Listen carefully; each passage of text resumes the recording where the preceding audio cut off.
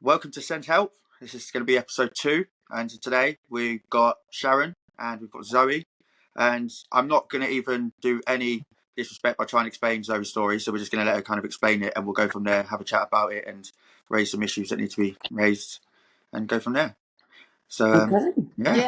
So, Zoe, do you want to, if you maybe start off by talking about your diagnosis, because I know that you went through Right to Choose and Yeah. Okay. So I'm obviously Zoe. I got diagnosed in January this year, January the 25th, and was on a waiting list for quite a long time with Psychiatry UK to start my medication titration, which I started about 6 weeks ago. So I'm slap bang in the middle of it.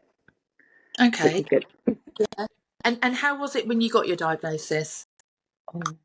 It was a difficult one. It was a real emotional roller coaster because there's the anger that my life could have been so different. It's the relief that like everything makes sense now. Everything just sort of fell into place and everything made sense. I can't explain it any other way than it just made everything clear. Yeah. And have you got? So, what have you got a diagnosis of? So I've got a diagnosis of combined ADHD. There's the two different types, isn't there? Yeah. You've got your inattentive and you've got your hyperactive, and good old me got both. So yeah, I'm officially diagnosed, but I do also have an official diagnosis of post-traumatic stress disorder.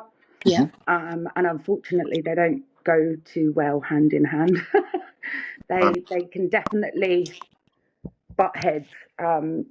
And create a whole lot of issues. I previously had a lot of other diagnoses of things like potential borderline personality disorder or bipolar and that kind of thing. But I was given a clean bill of health from the psychologist who said, actually, I don't think any of those things are present. I think what you've been dealing with is a whole lot of trauma and ADHD. So it answered a lot of questions and it helped me feel better that I'm not mental. So yeah, that was good. Are you on medication? Yes, so I'm currently on 40 milligrams of methylphenate XL. That's a slow release one. And then they've given me a top up of 10 milligrams of a fast acting one for in the afternoon because I found I was having a bit of a crash. I'd sort of find myself standing in the middle of the room, like malfunctioning and thinking, right, I was in the middle of doing something and I was really productive and now I don't know what I'm doing. So, yeah, they gave me a top up, which seems to be helping. Yeah, I was about to say, so how obviously the diagnosis was massive, like as in, obviously had all them feelings coming out, but the tablets, how much has your quality of life changed? Well, I was joking with my friends and I said I had a list of jobs that I'd been putting off for about 6 months and I got them all done in 48 hours. Wow. Yeah. It honestly, for me, it's been life-changing. I'm not going to say it's fixed everything because it's an aid rather than a solution, I would say. Medication is an aid. It's not going to fix everybody's problems, but it has helped with my focus, being able to prioritise things like I am rubbish with money, but now I want to sit down and write down all outgoings so that I can be organised, and I've never had that in my life, never. Yeah. So I've decorated my whole hallway pretty much on my own because I've just got this focus and I need to do things. I couldn't. So I asked the question because, like, for me, I've been on medication since I was like 11, so I've only kind of known medication. Then I took myself off, and that was awful for 5 years. I'm back on it, but I'm kind of non-stimulant. I was just trying to tie it into like how you feel. It's not just about getting a diagnosis, is it? When you get medication that works, you really then think, "Oh my God, my life! I could have like even finished school." Like it's really to get that so late in life. Well, I've had that through school, so I had the assistance. That must be devastating. It is, and it isn't. I do mourn the life that I could have had. I'm not going to lie. You know, life could have been so different, especially with my story. I stop and think, you know, where would I be now if I had have had that? But equally, you can't keep living your life looking at behind. You've got to look to the future now. And like now that it's like wearing glasses for my brain. That's the only way I can describe it. Is everything is just clearer. You know, and I'm very much a firm believer in, you know, positive, turning everything into a positive. At least I know now. I may be 37, but I've got a lot of years left, and I know that they are going to be improved by the fact that I have the knowledge, and I have, like I said, medication is a tool, it's not a fix, but I've Yeah, got all of these different parts that will help me try and fix my life for the future. And that's what I go on. That's what I go on. The way I act now makes a difference for my future, whereas that is all in the past. And I've got to where I am now without being diagnosed. Imagine how great it's going to be now I am diagnosed. that's Is it. how I feel. That's, that's Yeah. good. That's a really good outlook. It's a really good way to look at it. Yeah. I kind of adopted that policy ever, but I really struggle with that. Like I get stuck in the past and then It like must be really 6 difficult months. on your aspect of, you've always had that medication, and I suppose you've had the stigma of the label since you were 11, and it was a lot less understood when we were kids. So Well, equally, it was hard for you, I should imagine. what it done is it turned me into a crackhead for about 5 years. I didn't realise that till I come off and got back on other ones. Like the medication was so strong. Like it Hmm. went from one extreme to the next. So I went from being like I would be outgoing, bubbly into year 6, went into year 7, took these tablets, and with the environment of new school, and then I stopped talking. Like I just wouldn't talk, and everything was too slow, and then I was just wired all the time. Like I Yeah, was taking things in, I was concentrating, but I had no personality whatsoever, which yeah. is why I rebelled for 5 years and had 2 unplanned kids. But Well, I said this to my partner. I was really worried before I started medication. I was like, what if I turn boring? Yeah.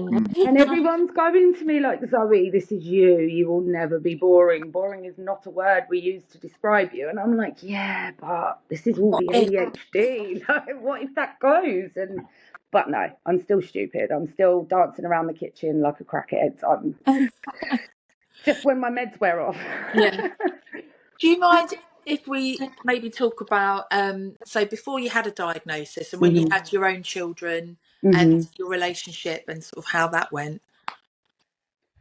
So, everyone has a story. Mine isn't pretty. There are definitely trauma episodes that have like added up to me being as bad as I am. So I didn't feel a lot of love, affection. I didn't feel like my parents were proud of me. I just felt like a problem going through childhood, chopping and changing from living with my mum, who had real mental health problems when I was a kid. I mean, I didn't live with my mum from the age of 3 upwards because she spent a lot of my childhood in a psychiatric unit. So I was brought up by my dad, who I believe has a hint of autism now that I know everything. So I had an emotionally unavailable dad who was at work all the time doing his best to provide for us, and a stepmom who didn't have children but got thrust with a 9-year-old and a 3-year-old, which was me and my brother. So, I mean, hats off, took us on, no bother, raised us, but I never felt love and affection as a child. And growing up as a teenager, I found that forced me into the arms of anyone that was nice to me. Mm. And it left me extremely open and vulnerable to not very nice people. I mean, I hear it from my friends all the time. Oh, why can't I just meet a nice guy? And it's because we have been programmed as children that we're not good enough, and that's how we feel. So we get the love from any Tom, Dick, and Harry that wants to throw it at us. And I met my children's dad when I was 19, and I'd been drinking for a long time. I was hopping from job to job. I had my own flat, but it was just party central. Life was just a party when I was a teenager. Because I left home at 16, and it did involve drugs, it did involve alcohol, it involved lots of questionable choices and impulsive moments where I'm thinking, I've got myself in some shit here and I can't get out of it. So I met the kid's dad when I was 19, and of course he came along and knocked me off my feet and told me how amazing I was. I love everything about you, all of this. We moved in together very quickly. And I was married with a mortgage and a baby by the time I was 22, because I just craved that normality. I didn't want to be a problem anymore. I wanted my own family, to be able to give them what I never had. And yeah, I had to have fertility treatment to have my children. So that made my journey sometimes even a little bit harder because I wanted it so much. And I managed to convince him that having kids was a good idea and all of that. And yeah, it just sort of went downhill from there, because the second I'd had a baby, it was right, you're not going anywhere. And that's when it really ramped up and the abuse really started. I mean, there were still red flags and bits of abuse that I'd had that I knew were an issue, but I was just choosing to ignore. Like, even after 10 months of meeting my kid's dad, he'd convinced me that I couldn't survive without him. And he tried to break up with me, and I tried to commit suicide, because literally he'd convinced me that I needed him. He was the only person that saw me for who I was. And yeah, so it was a lot of mental and very reactive abuse that I had in my relationship with my children's father. And it had a huge impact on the rest of my life. So it was never plain sailing. Never. No, Never. and we talked about our feelings, and with ADHD, that they're so heightened, Yes. and feeling vulnerable and An feeling, insult feels like a physical attack, yeah, like you leave a wound that physically hurts. And it's a neurodivergent thing we all know now, is that rejection sensitive dysphoria that we didn't even know existed back then. And it's just that littlest thing can make you feel like your world is falling apart. And all they've done is tell you you didn't do something quite good enough, you know. But that's how it starts. It starts with little digs, and then it just rolls. And because you accept it and you take it, because that's who we are, we're people pleasers. It's part of our condition. We want to make everybody okay. You forget about yourself, and you just constantly try to keep these other people happy and lose yourself in the process. yeah. Yeah, massively. Yeah. And do you want to talk a bit, because I know when we've spoken before, Mm. you're really passionate about sharing your experiences, because you know that you're not the only one that's been through this, that there are going to be other people, when they listen to you talk, Yeah. they're going to be like, oh my God. At the time when my life fell apart, I felt like I was the only person in the world that was going through it. Nobody could possibly feel my pain. But now, getting older, and I've lived with my situation for the last 8 years since I left my ex-husband, I know that I can't be the only person out there that has had this awful experience with the system chewing you up and spitting you out, you know. Yeah. And I'm hoping that this maybe brings a few people that have had experiences like this out of their comfort zones enough to be able to say, I'm not the only one, because you do feel really alone. You Yeah. do. But it's taken a long time to get to this point where I'm okay with talking about it. Yeah. Yeah. So I know that you wanted to share, some of Yes. your story about with So, your children, and about how your relationship broke down. And yeah, I'll be honest, undiagnosed ADHD ruined my life. After 10 years, we'd been together for 10 years, and we'd had two beautiful children who I loved to the end of the world, Luke and Carl.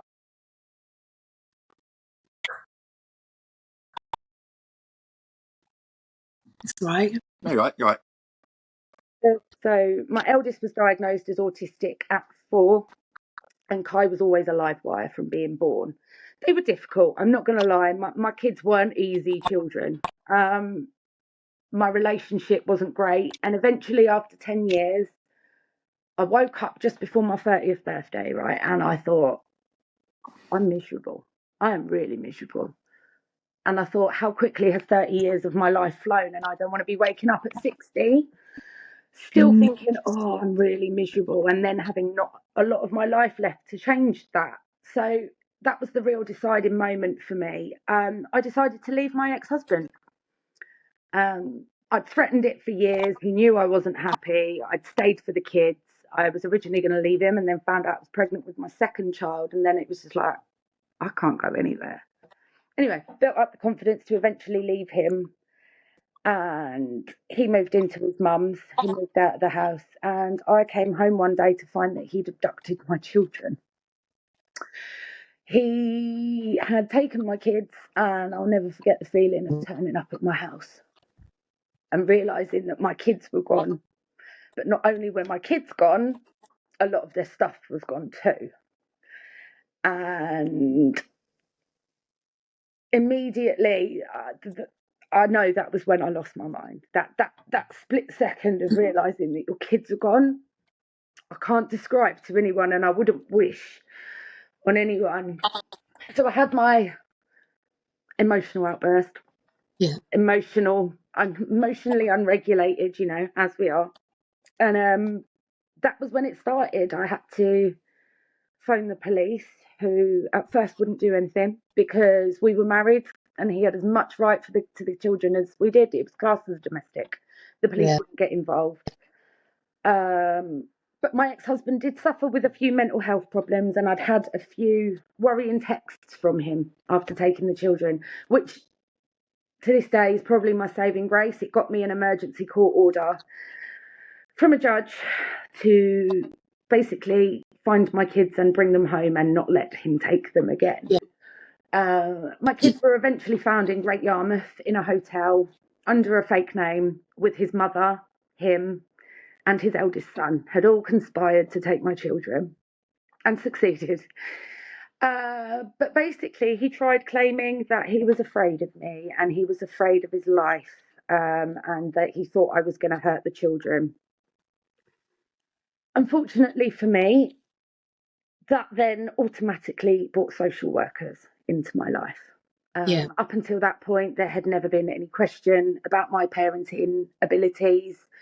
The kids were loved, the kids were fine. I'd never harmed a hair on their heads. My relationship with my ex-husband was explosive and it was toxic. It was toxic. But I sat and explained to the court the reason that I'd left him. And this, to me, still is the most powerful thing I have ever said to my ex-husband was, I don't want my children having a childhood that they need to recover from and they need therapy for. And that was my main reason for leaving. Yeah. And the next 2 years after that unfurled, social workers came in and I lost my children because of my emotional dysregulation and my emotional instability, because the reactive abuse is they never see what builds up to what's happened. They just want to know why you reacted like a psycho. Things like when I was he decided that he wanted to take me to court because he wanted to punish me and he was going for full custody of my kids. And it was my mental health that he was using against me to get my children taken. And unfortunately, emotional dysregulation doesn't pick and choose its times to come out. It'll come out whenever it feels like it. And when you've got social workers facilitating the person that has abused you for the last however many years of your life and are fully supportive of him keeping the children, because I don't know if you guys have ever had any dealings with social services, and I'm sure there are great social workers out there, but it's almost like they goad you. They've been told that you react a certain way, and it's almost like they set traps to try and catch you out, is how I felt. And bearing in mind that my ex-husband took my children, I stayed in the house that we lived in as a married couple and I had the kids at home. But that was my safe space. He wasn't there anymore. And the biggest example that I can use that they used against me in court was that the social worker had arranged for my ex-husband's belongings and his dog to be handed over outside the house, and I would hand them to her and she would take them to him. Fine. 5 minutes before my social worker turned up, my ex-husband turned up before she did. Now, I hadn't seen him since he'd taken my children. This is my safe space. Why the fuck are you in my safe space? Why are they allowing you in my safe space? And I went mental. I ran out of my house. I'm screaming, get away from my house, get away from me, get away from me. Who do you think turns up on my doorstep but the social worker, who sees me in full flow looking like a psycho? But I'm traumatized from this man, and he's just inviting him to my house without telling me. And I reacted, and my stepmom was there, and they used that in court. They said, you know, we saw her shouting, we saw her scream. Nobody wants to talk about the fact that I specifically told you, do not bring that man to my Yeah. safe space. Oh, And God. all the way along, it's like things like he took my iPad because he thought he had incriminating messages on it. And I'm getting all of these messages from social workers saying Ken wants all of his stuff back. And I said, that's fine. All I want is my iPad back so that the kids can use it. And they were like, oh, no, he's got every right to keep it. And I'm like, there's such a split standard, you know. Narcissists are very good at spinning the truth to make them look better. And because he was cool, calm, and collected, they took every word that he said as gospel. And because I was heightened, nothing I was saying was getting through. And I was just an explosion waiting to happen every time they try and goad me. I'm not a yes man. If I don't Yeah. agree with what you're telling me and you're telling me that I'm wrong, then I'm going to stick up for myself. And that ultimately was my downfall, because when we went to court, they literally said you are emotionally unstable. It wasn't that social services ever took my children from me, but they definitely recommended that for the kids to be cared for on a whole basis, I couldn't emotionally support my children because I was too reactive. So yeah, But it it's ruined my awful. life, and I lost my kids Yeah. because of it. Yeah. Yeah. It is. Because you also said about, I don't know if you want to share this about when, the holiday that you were going to go on and how he was still able, your ex-husband was still able to have some control over that. So after he was given the residency order, I'd booked a holiday to go on with my mum, which obviously he didn't like. This was when we were still together, so he knew about the holiday. And I stood in court and I said to the judge after it had been passed, I said, can I please just have this last week with my children? Can I just take them on holiday? And he granted that. It was authorised with the schools, which is unheard of. It was my last week with my It is. children. Go Yeah. and have a nice time with your kids. Like, we know this is going to be hard. Go and enjoy it. And it was around the time, I don't know if you remember, there was a terrorist attack in Barcelona. Yeah. And on his weekend contact, because I still had, like, before he was given it, he sat my kids down and told me, you do realise mummy's taking you to Spain and there's horrible people out there that will want to shoot you and kill you. And my eldest son chose not to come on the holiday. He was 7. He has high functioning autism and he has a lot of anxiety. So he managed to convince my son not to come on holiday with me. That was back in 2017. And to this day, from the day that I dropped Luke at school before I flew out to Mallorca with my mum, that was the last time I saw my eldest son. Yeah. And yeah. Because I stood in a courtroom and I begged that judge. I said, this man is a monster. You have handed my children to the man that has tormented me to the point where I want to commit suicide on a regular basis, but I don't because of my children. He has literally destroyed me. You're handing him my children. This is what's going to happen. He is going to make my life as hard as possible to see my children. And to this day, I haven't seen my son, and everything that I told them he would do, he's done.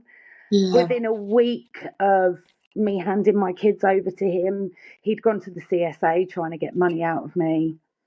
Part of my divorce was he wanted me to declare all of my financial ingoings and outgoings because he wanted spousal maintenance payments for my disabled children that I'd abandoned. Mm. Oh, Lord.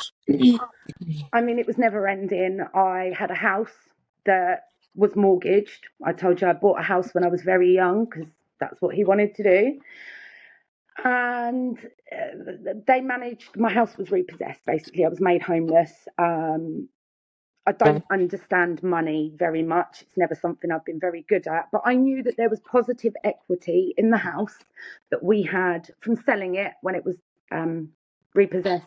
And him and his mum went to a property solicitor and screwed me out of £53,000 to even be able to start a life after leaving my ex-husband. So he took my kids, he made me homeless, He made me destitute. I had to declare myself bankrupt. That man left me in £73,000 worth of debt. All of this I said to the judge, and they just didn't care. Once the decision was made, there was no support. Yeah. And the other thing that I really question is, all along the line, if they're seeing this pattern and they're seeing that I'm an emotionally reactive person, not one person stopped and said, "Are you okay?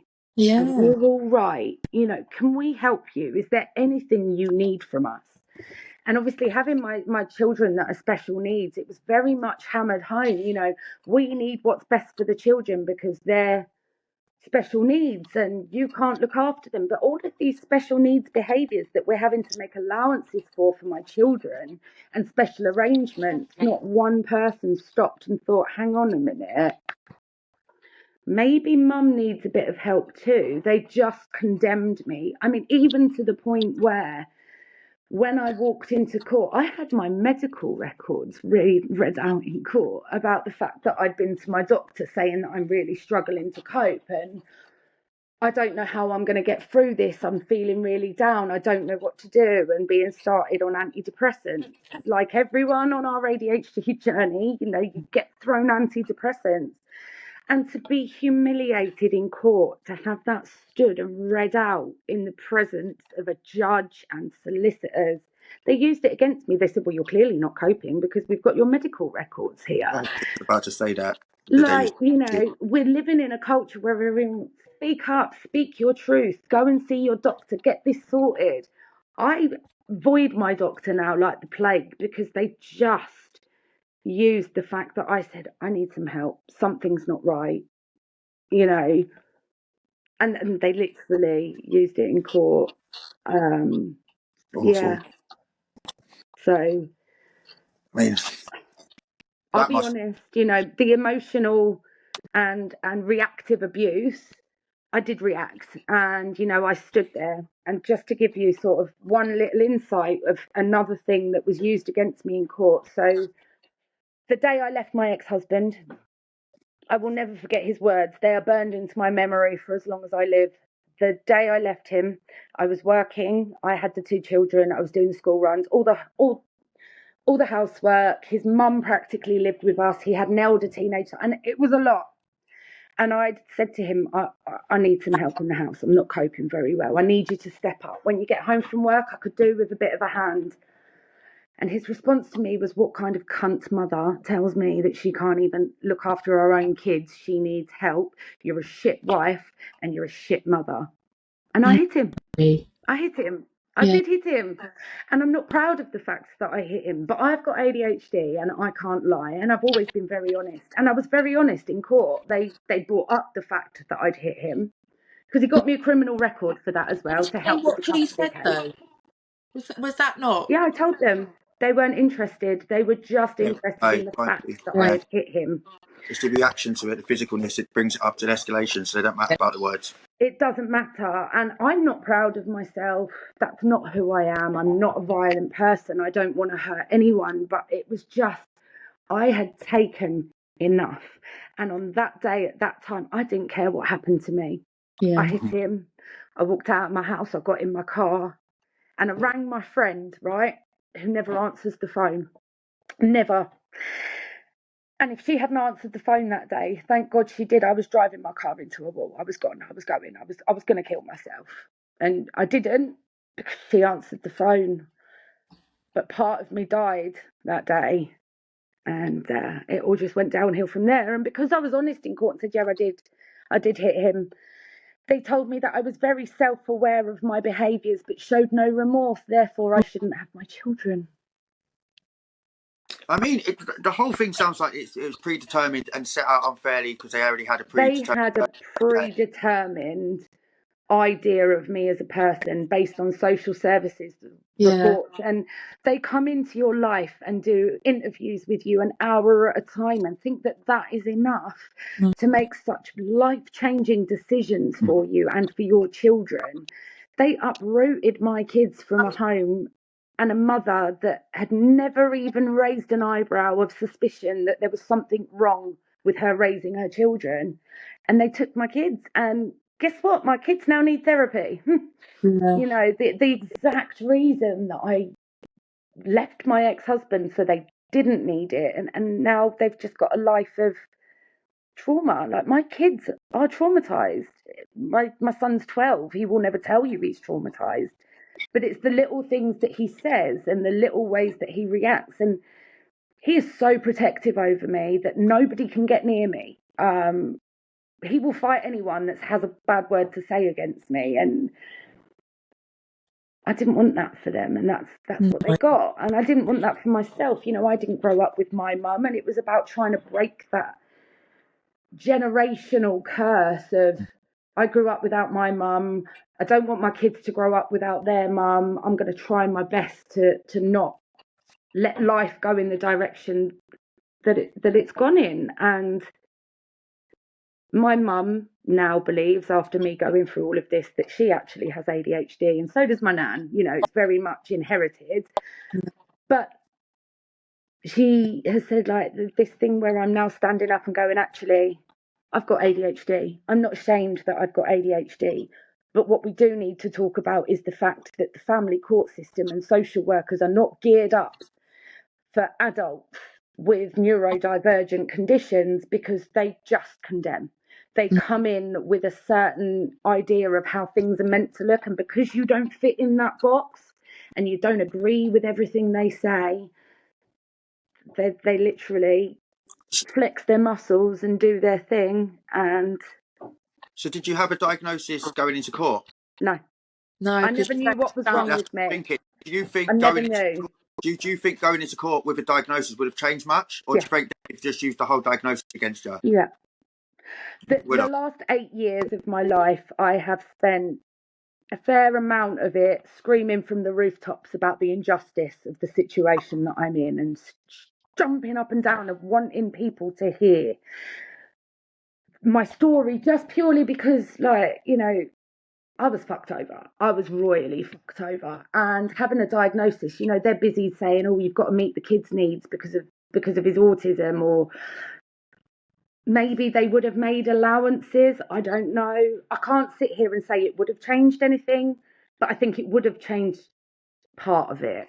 It would have, if they'd have picked up on it, or I had a diagnosis, maybe they would have offered support instead of condemnation.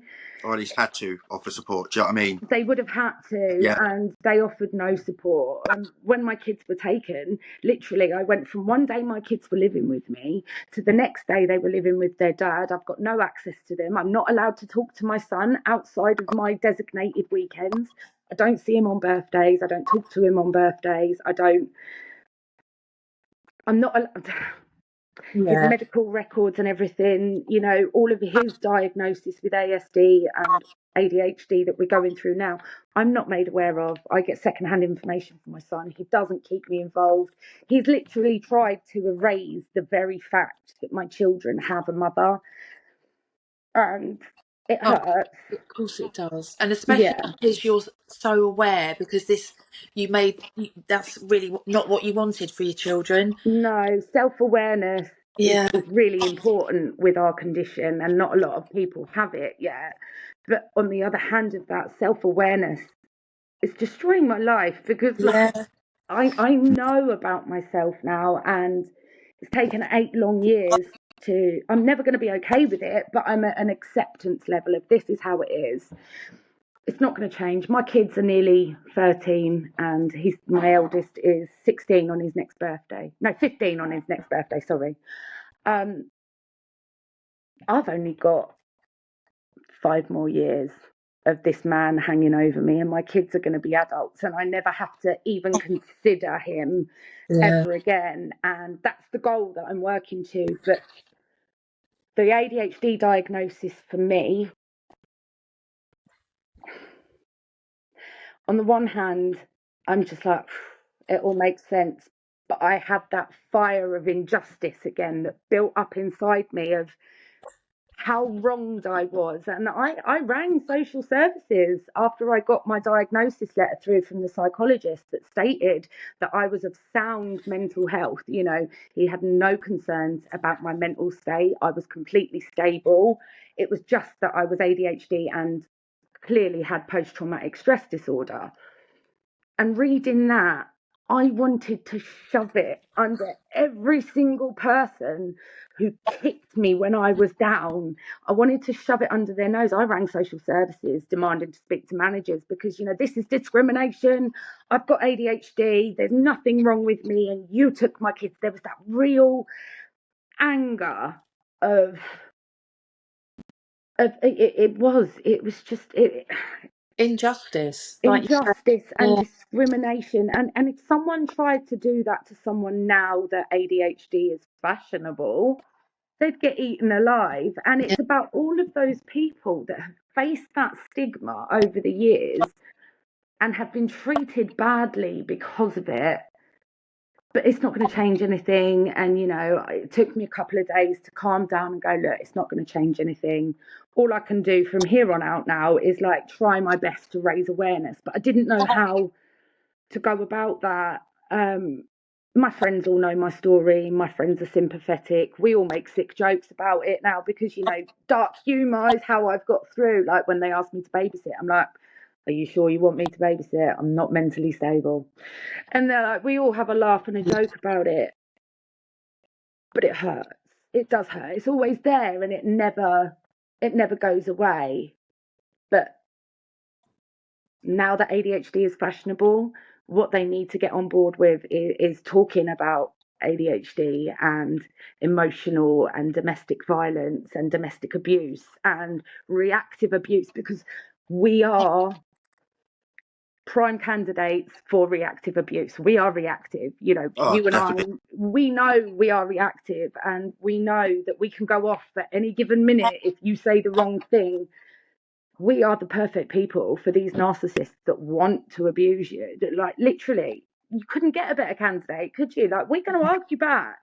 I think as well, not even just in the relationship setting, it's in being in a relationship. Like I said, I've had it at work. So even if you've got someone at work that knows that you're going to be reactive to stuff and will push you under without anyone seeing you react to it, that's all that people see.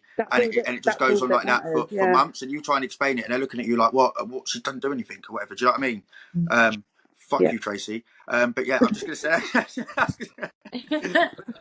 but yeah, that I know that's not on the same scale, but that really got to me, and that was a life lesson to me. For 2 years, I was running right. I think, why are they not listening to me? I don't understand it, but it's because it doesn't even matter. By the point I brought it to them, if I'm screaming and shouting, it's already unprofessional. It's already at the point where we can't take anything further because you've already lost your temper or you've already reacted to it, so you're already guilty of something. So you're now just as part as it as someone else. So I understand exactly what you're saying about how easy that could be. It's exactly the same as how the social workers dealt with me. You're busy telling me that my ex-husband's told you that I've beat him up for the last 10 years, and you're wondering why I'm a little bit explosive. I hit him, and I admitted to that. But the problem was they already had that preconceived idea because I was already ranting like a lunatic. Yeah. And rants get you in it. Yeah. Yeah. And you think you're giving off a lot of information and you realise that you just don't make sense to that person. You just said a lot of things and you look like a maniac. I always think that why have they not understood? And you don't stop for 15 minutes. I'm so busy screaming at you all to understand me that you don't want to understand me because you just think I've lost it. Yeah. A couple of things that I just want to pick up on, if that's okay, Zoe. Yeah. So I really hope that systems and things have changed with around, regards to domestic violence and control, because there's a lot more talk about that at the moment. There is. And there's been a few high-profile people as well, hasn't there? You've got like Jay Blades from the Repair Shop, big primetime TV show. Yeah. He's been done for coercive control and that kind of stuff. You've got I can't remember who else, but somebody else. Well, Johnny Depp had it, didn't he? With Amber Heard. That wasn't a law of one, that was a civil case, but that was still, she would have got done if that was a criminal case for that, wouldn't she? Yeah. So I'd like to think that things are changing, because it just sounds bizarre that they would allow your husband to come to your home and then for him to arrive early, which sounds a little bit, and also the other thing you said about not being asked if you're okay. We're talking now and you seem, obviously this is trauma that you're dealing with, but do you get help? Do you get you talked to me about your relationship. You said that was so important to you now. Yeah, so I mean, I've never been one for therapy. My mum obviously had her mental health issues when I was a child, so my parents forced me, my dad and my stepmom, forced me into therapy at a very young age. You know, I remember in middle school being carted out of class to go and talk to someone in the medical room for an hour, and I'm like, I don't want to. And for me, that really created a massive block when it came to therapy. Yeah. I probably needed a lot of therapy, but I didn't seek it out, if that makes sense. I chose the other route, and when the kids went, I hit the rails. Life was chaotic. I did drugs. Not proud of it, but it's part of my history. So I chose drugs really as my therapy, which, don't do drugs, kids. It doesn't work. It just fucks you up more in the long term. And I got into another relationship that also, he was a big drinker. So every weekend was a party because I didn't have my kids. And I settled down at 19. I was now 29, and I wanted to have my 20s back. Like, you robbed me of my 20s. You've taken my kids. That's fine. You want to paint me as this person. I'm going to fucking be that person. Yeah. And then that all ended, and I became homeless. And I was living with my best friend who'd just recently been diagnosed. And she was doing all of this learning. So it was her that convinced me. And for the first time in my life, I was okay, and I got my own flat, and I was all right with being on my own. I'd learned enough about myself. I'd got sorted, and I was okay with being on my own for the first time in my life. And then I met Chris. About 6 months after I moved into my flat, I met my current partner, and I don't know if you guys believe in this stuff, but if you know anything about twin flames, it was just like I'd met the other half of my soul. And he told me the night we met all about his kids and how wonderful they were and how proud he was of them, but that he was raising them on his own because their mum had died. Oh, Big respect. Oh wow, he's a hero in my eyes. I might have played a song when you introduce him. For me, it was almost like, where have you been all my life? And we started out as friends, and we were just messaging. And he said, look, why don't you come to mine for the weekend, just as a friend, you know, get out the flat for a bit, because it was all after lockdown had finished, and I'd spent a good few months in my flat on my own, not really able to go out. And yeah, so he said, like, come so and we stay asked with me for a for a weekend. sleepover as a friend. Yeah, and I met you the thought, oh kids. yeah, That old chestnut, yeah, Zoe. yeah, that's exactly That what one. Yeah, nicely played, smooth. Been locked away for years. I'm just going to go for a sleepover. So I went to stay for the weekend, met the kids, and I just kind of never left. I was basically there most of the time. Me and my cat just moved in, and he had this ready-made family that were all desperate for love. And I could give it, and I could fill that spot. And what really got me is he knows my story, and I told him everything, and he still trusted me. Yeah. Around his kids. Yeah. And that for me was a massive thing, because nobody trusted me with my own children, let alone 3 little darlings that have just lost their mum like a few years ago. And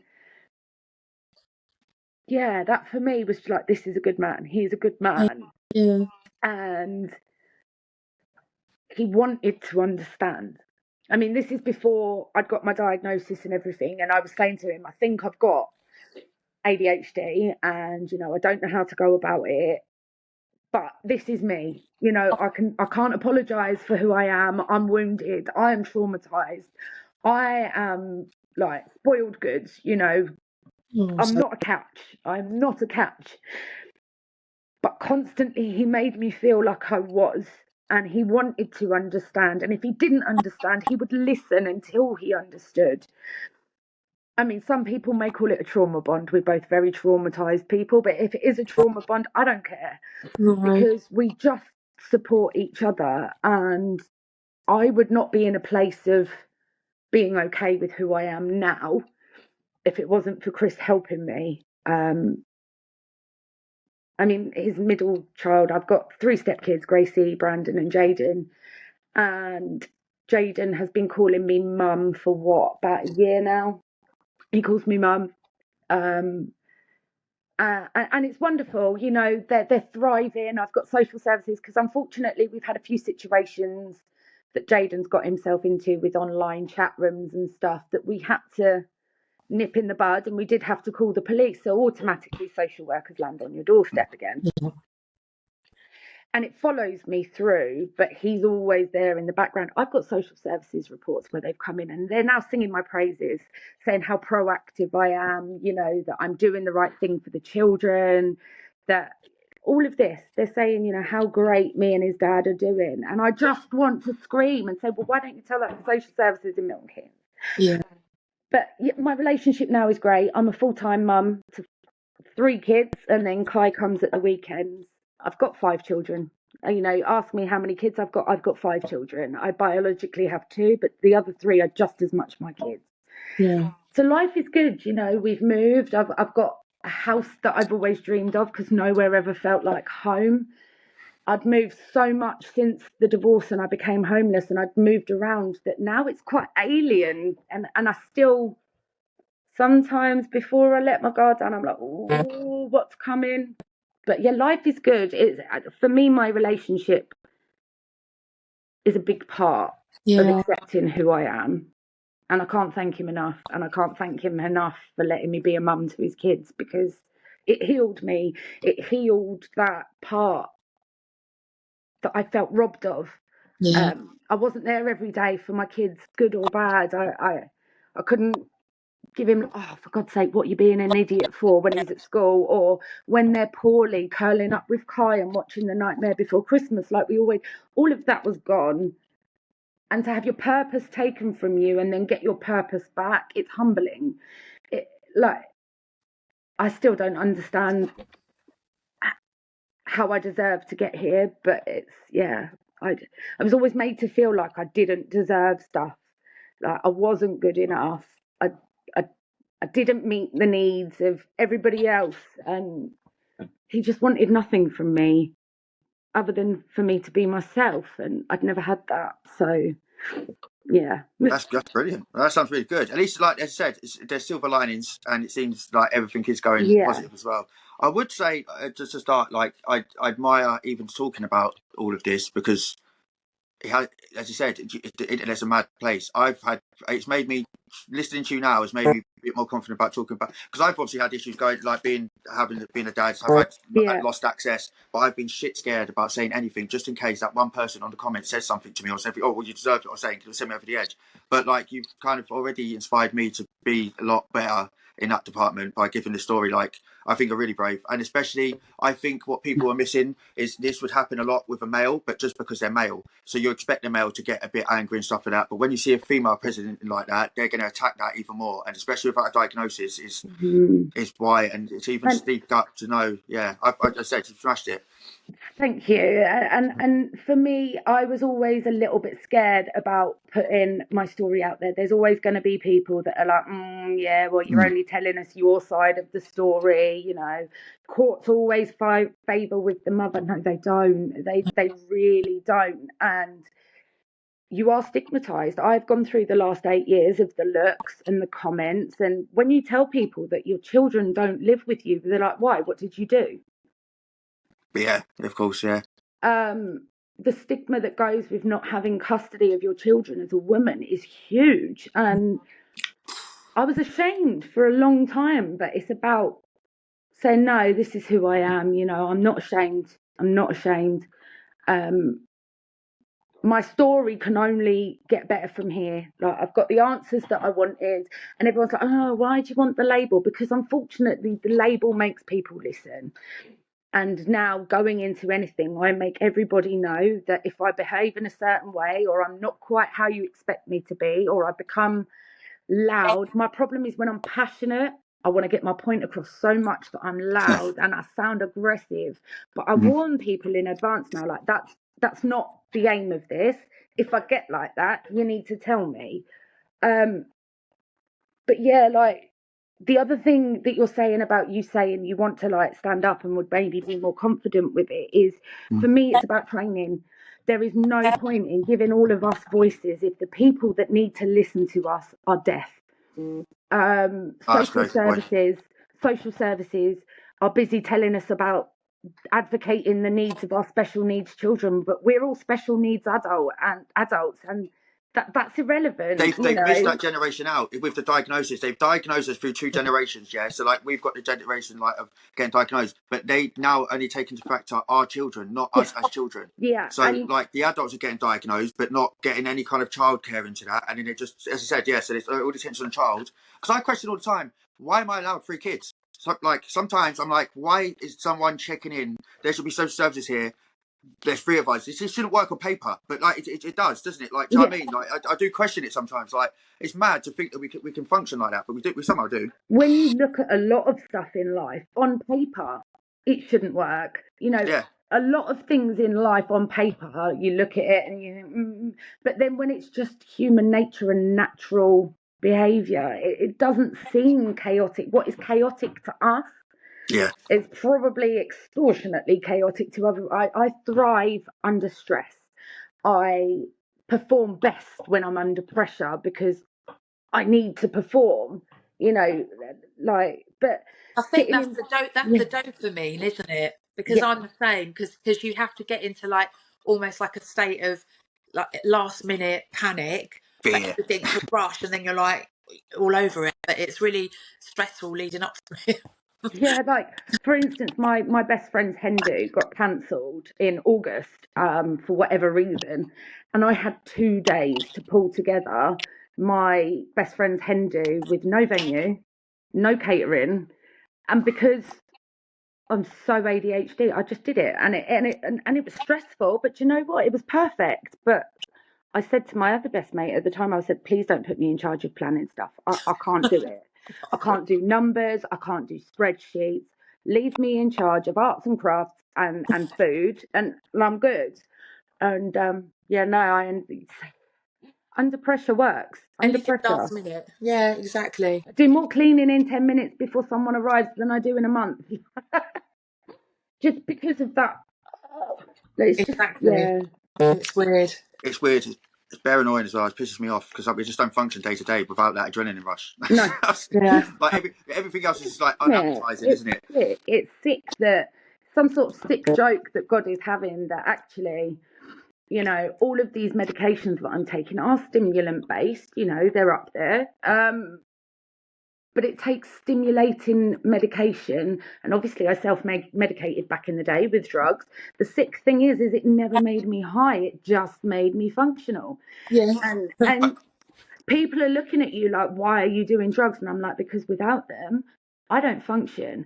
I can't get up and have such a straight head that I can function and do a daily task list like you guys. It's a sick joke that it takes us having our brains made wired for us to be able to function. And I had a doctor, so I used to do, like self-medicate as well, and I went to the doctors when I went to get back on my medication. That was after my 5 years coming off of it, and he said to me, and I was really shocked, like, because as you said, like, we all know that the cocaine, the speed is very similar to the makeup of ADHD tablets. I didn't think a doctor was going to tell me that, so I went in there, and he said to me, he was saying about taking the drugs. He was like, I understand why you're taking it, but it's because you've got no medication. Did you not think of that? You've been 5 years on medication. I was like, what do you mean? He said, I would, as a doctor, prescribe cocaine to cure ADHD. It's that similar, but I would give you the same dose at the same time, and it would make you level out. But you're taking it at different times, different paces, so you're just going up and down still. And he took me back, stripped me off everything, and went back to get medicated. At the time, I was like, no, it's everything else. It's not ADHD. I've lived this all my life. You're joking. You're not putting me back to this thing that I've come away for. But he was right. As soon as I started taking that tablet,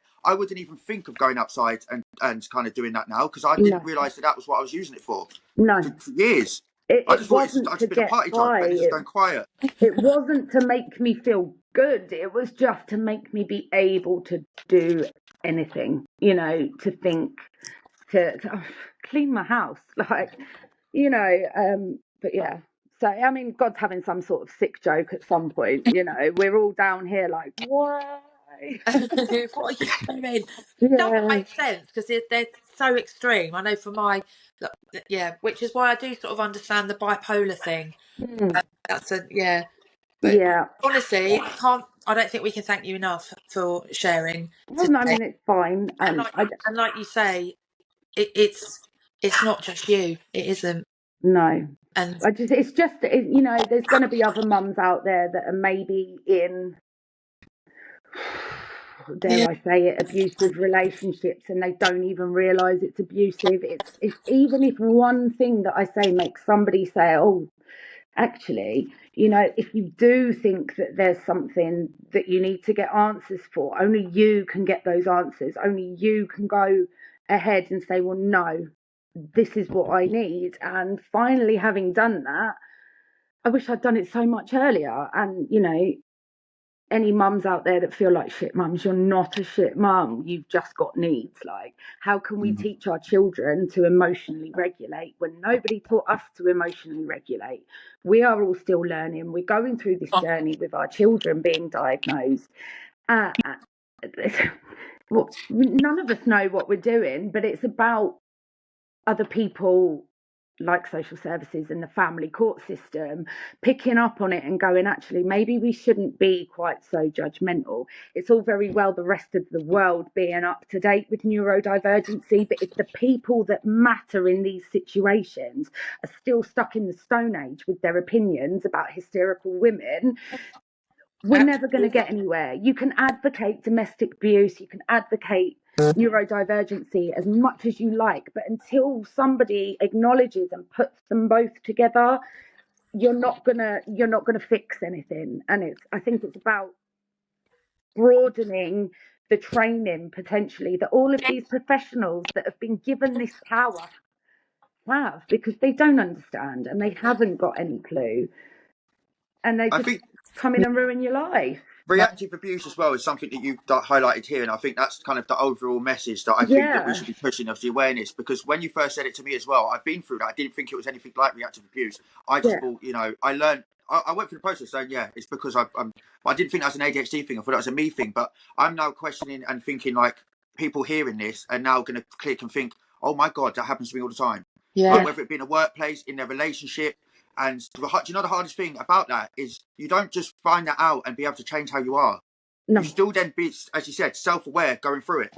Yeah. Then the self-awareness drives you crazy at the same time, because you're like, shit, don't be a freak. Shit, don't be weird. Shit, don't be reactive. Don't say anything. Don't say anything. Don't say anything. And then it's just a bubble, and then you just explode, like, and it's 10 times worse. Yeah. Yeah. I think it's a really good point, and it really, as I said, that's really opened my eyes up to that. And I think I'm actually going to do some research and stuff to see if there is anything on that, because if not, we're going to be, I don't know, start a little petition group that we're reactive abuse survivors. But, I mean, the one thing I want to say is, you know, I fully expect to get backlash from this. You know, we've talked about the fact that I'm not going to be reading the comments. See it that way. I'm not going to be reading the comments. But for me, it's really important that I'm doing this, because I'm quite open as well. If anyone wants to find me on Facebook, wants to send me a message, wants to ask me questions, needs some advice, you know, if I can help anyone not be in a situation that I am in and have been in for a long time, then, you know, I'd like to do that. I reckon you'll be able to as well. I could redirect everyone to you as well, like if they need anything, some things. If you've got any questions about losing your kids, here I am. Yeah. Not like that, but yeah, I know what you mean. I said earlier to you, Zoe, which I sort of think is your resilience. Because you know when you get told, and I think especially as a woman, I can only talk as a woman, you get told, you know, when you go through a difficult time, oh, you're so strong, and that is the last thing you feel chaotic, you feel angry, you get intense emotions. But I think something that I would say is resilience, and you do that by coming through these really, really tough situations. None of us are ever strong on things because we want to be. Okay, we don't build a thick skin, and we don't become resilient, and we don't get called strong because we've aced life with a no problem. No, exactly. We've had to become strong. Strong and resilient are not compliments to me. It makes me sad that my life has been that way, that I've had to be resilient and I've had to be strong. Like, It should be a compliment because you can still take it different. Because if yeah, I would have joined ISIS or something. Like, there's no way in hell I'd be sitting on a podcast after going through all of that and not have gone the other side with the drugs and alcohol and not have done that. So you have to, as much as mm, you've gone through it and it's something you've had to deal with, you have dealt with it amazing. So don't take that away from yourself. And what Like, you're doing now yeah. as yeah, well That's is, what I said. This is amazing. Like, I never would even thought of getting to this point. I wouldn't have said. I wouldn't even spoke up about it. I probably wouldn't even told my friends. Like, let alone getting through it, coming back, and then being ready to empower other people to be in the same yeah, situation to get exactly, out. exactly. That's mad. yeah. So And Resilient and without having to strong are go join a definitely terrorist words that I've organisation. had a lot. But, you know, what I want people to see is that I'm human. I think in a lot of this journey, people have forgotten that I am a human being. I am a mother. I am a woman. And those are my children. Now, you and I both know as mothers, Sharon, that your kids are your world, right? And my whole world revolves around my children. And having that taken away is very strange. It is very strange, especially when you see people that really don't deserve to have their kids. We all know that one Facebook mum that is absolute, you know, social services need to be doing spot checks. Name and And shame. and it's about being human and being compassionate and not being jealous of them. Well, how do you get to keep your kids and I didn't? You know, I just, resilience is a big word because, you That's know, what I mean. The rage. I was yeah, being filtered. I wouldn't think I've got over the yeah, rage. I don't yeah. think you've done amazing to even get to the point of being able to talk about it without wanting to shoot someone in the oh, face. You know don't what I get mean? me wrong, I'm going to go off now and I'm probably going to have a fag in the garden and I'm probably going to bawl my eyes out, but I Have a feel slip really instead. Yeah. good for speaking my truth and getting it out there because only very close people to me know my story. So this is a big thing for me. Big thing for me. But yeah, I want people to hear it, and if it helps, it helps. Yeah. Yeah. I think it's going to help, and I really do. I don't see how it's not going to help. And I know you just don't. There's going to be dickheads, but as I said, it pumps the views and it brings more awareness. Every time that someone writes something stupid, it means that it's brought it to 10, 20 other people that are going to see it, and maybe 5 of them will relate to it. Do you know what I mean? Yeah. So there's only dickheads will come in. But I think that was brilliant. I think I was going to like have like a little side bit to just talk about ADHD. I don't think it's even necessary. I think your story is really powerful and it's enough just to. That's the episode. Do you know what I mean? That's really.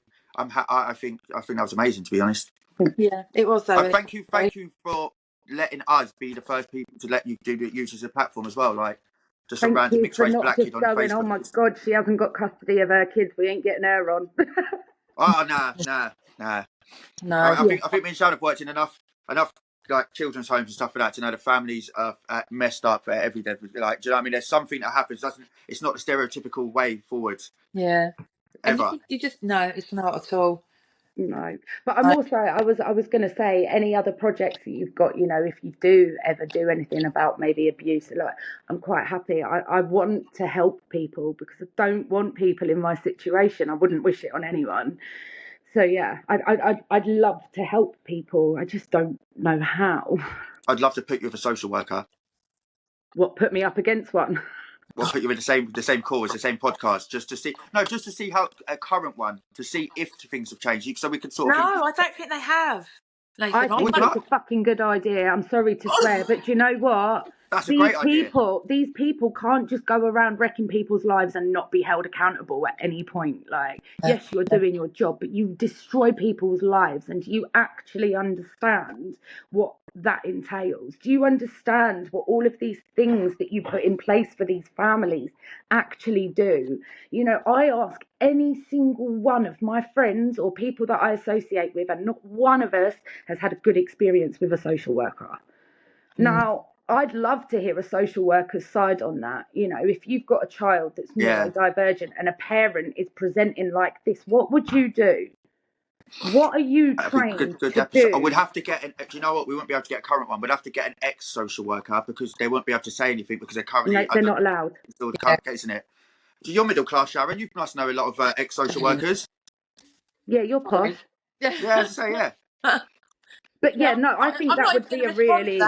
Not even responding. Not to you, Zoe. To him. Not even responding to that. But I think that would be a really good idea. You know, We'll get put that me up going. against someone who has got experience with the family court. That'd be good, I think. We'll definitely try and line that. Thanks for listening to my bullshit. Tune in next week for another episode of What in the ADHD Fuck. Like. Yeah, fair enough. I might just keep that for all of them. Yeah. Tune in next week for our next instalment of Utter Chaos. Yeah. Welcome to the shit show, guys. I am the supervisor. But yeah, so yeah, thank you everyone for listening, watching, subscribing. Thank you for allowing me to get my story out there and actually listening and not judging. No, that's it. As I said, I think I've been personally being mixed race, having ADHD, and then doing the stuff I've had to do being a single dad. I've always been against the ropes. I know exactly how it's like. You know, you expect it to be a certain way, but things are never like that. No. Never the way. So I wouldn't have. It's good. So I'm glad that you popped up and it's a status, and we got to work together. I reckon we'll definitely be able to use you again for different things. No problem. If you need me or anything, whatever, just message me. Will do.